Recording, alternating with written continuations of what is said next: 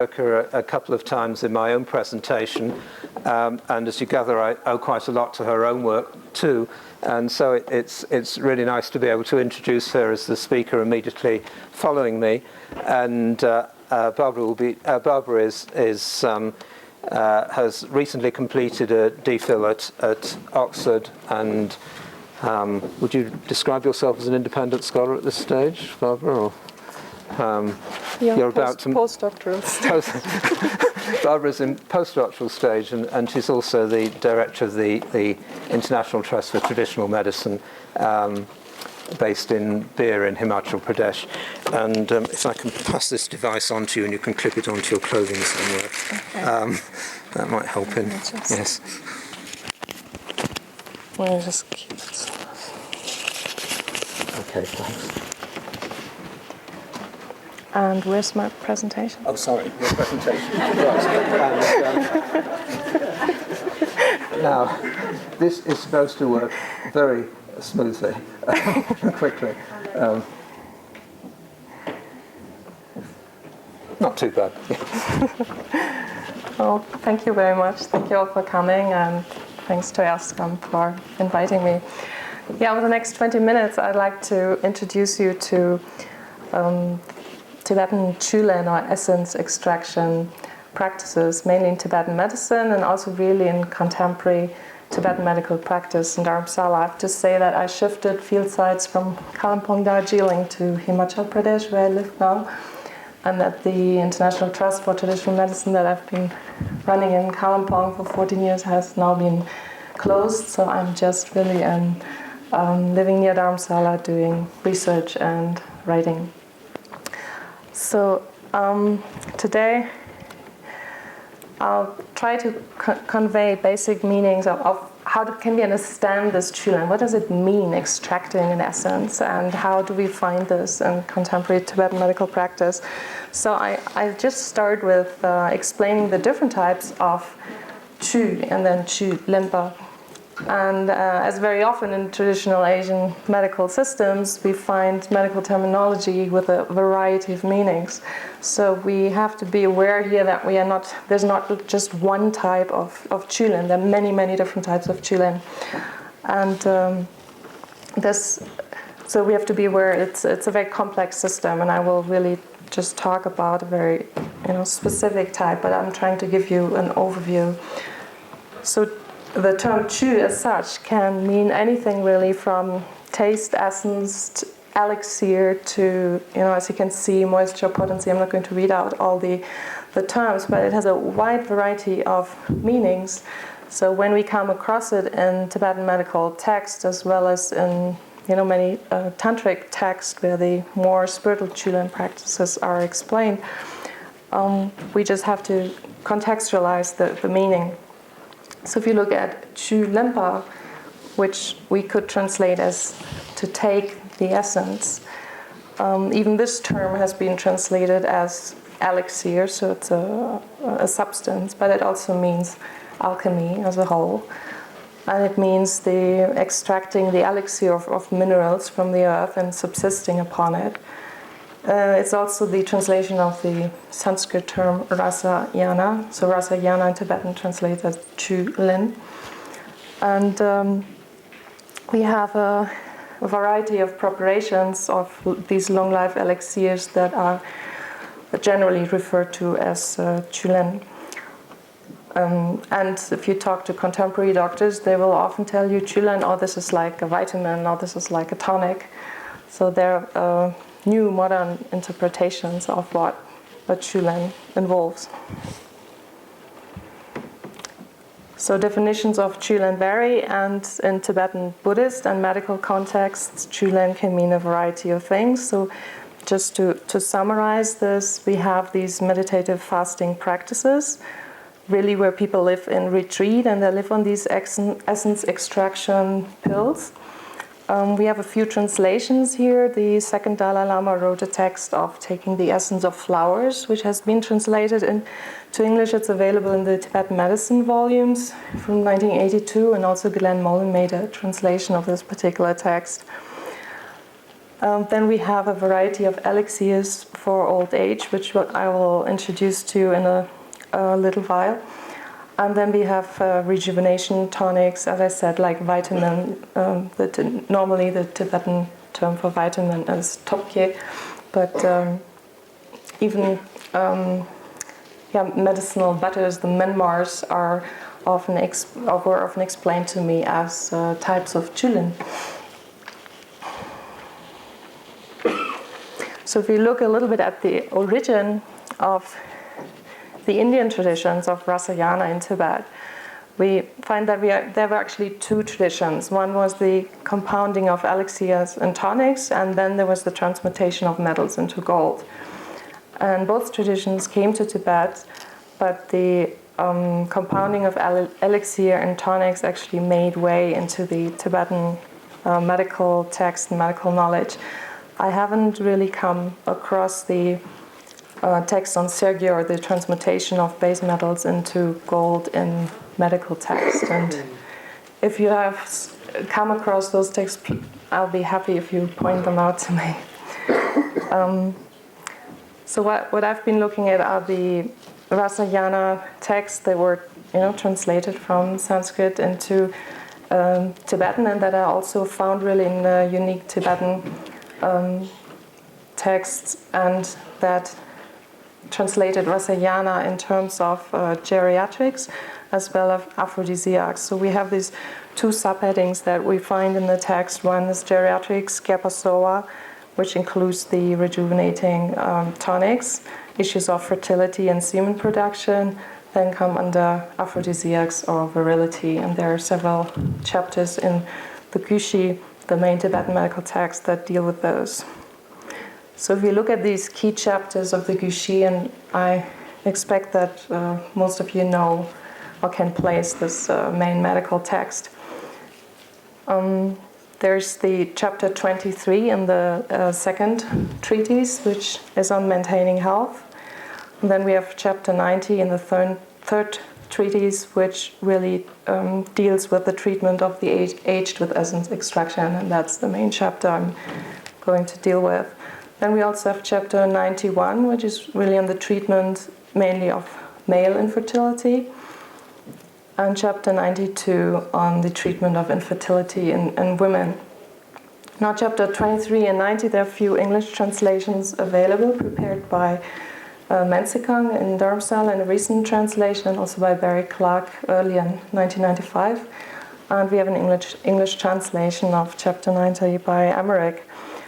And as you can see, the English translations have been different in both chapters. Like Chulen has been translated as rejuvenation as well as elixir.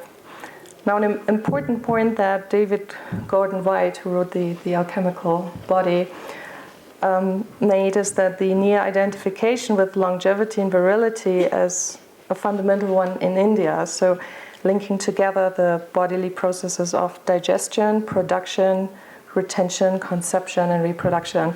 And that's actually a really important point, which I find also is valid for the Tibetan context. And when we look at Tibetan Chulen practices in Tibetan medicine, we have to see that they do relate to digestion, reproduction, ideas of conception. So the whole idea of aphrodisiacs, Chulen, tonics are very closely interlinked. So at this stage, I don't really want to make a demarcation and separate them.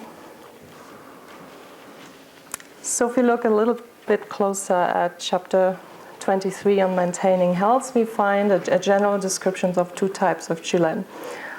And one is for those who really exclusively practice Chulen. Those are people who have the time and opportunity to stay in retreat and undergo preliminary cleansing therapies before they actually do the fasting practices and then live on these rejuvenating elixirs.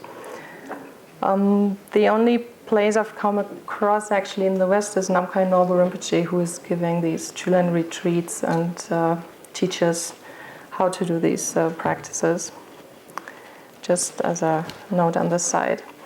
So then the second type of Chulen is really for those who live an ordinary life and can't practice Chulen consistently, but are able to take them as elixirs to improve their health. And the text says, taken with the morning meal, temporary benefits will be achieved.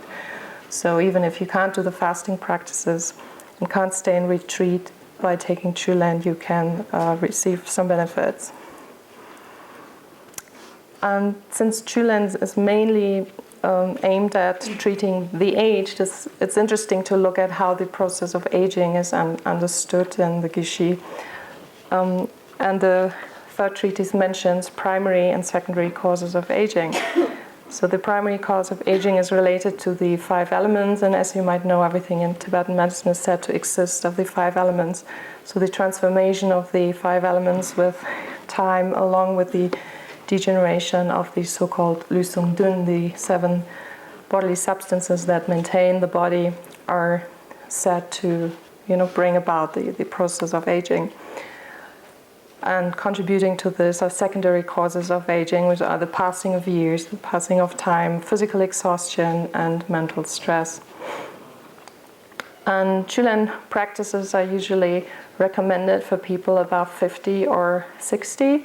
Let's say if the person is already too old, there won't be much benefit. So it's better to start taking these or doing Chulen practices before the degenerative aging process is too strong. Now, chapter 90 is really interesting. It explains in quite detail these lesser and greater Chulen practices. The Gyshi actually gives a general outline on the descriptions of the ingredients, like what type of remedies are used in these rejuvenating elixirs, and then methods how to take them. And there are many different recipes, and some of them are linked to the 3 Nyepa, and they're adjusted. So it says if you have a phlegm disorder, then you add this particular plant, or you add that plant. So the recipes try to take account of the 3 humors and the balance of the humors of the Nyepa. And then, of course, we have the material Chulen, really the preparation of the elixirs, but we also have a meditative Chulen.